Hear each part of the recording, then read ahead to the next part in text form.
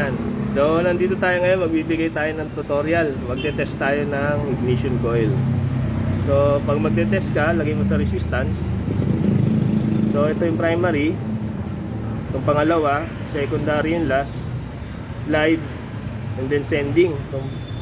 Yan. So, te-test natin. Yung primary is between 3 and 5. So, 3. Secondary is between 30 and 65. Pass. Next. Pass. Pass. Good.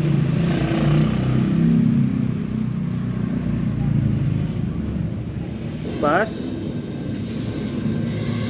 Pass. Good. So ito, Tatlo na ang good. Tatlo. Oo.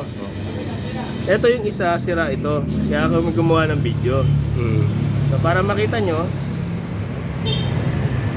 ito natin.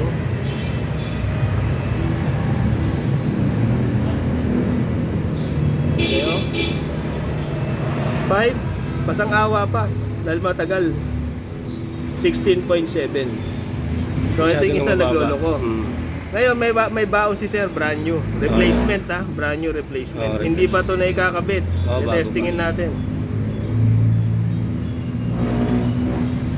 Pasok yung primary, secondary failed, mas mababa pa to. Bago to hindi pa to nagagamit. May kita ni ano yan. Mas mataas pa yung resistance nito na failed na. Kesa rito sa bago. Yung tatlong doon, ito, pakita mo siya, itong tatlo. Itong tatlo, good. Yan, good lahat.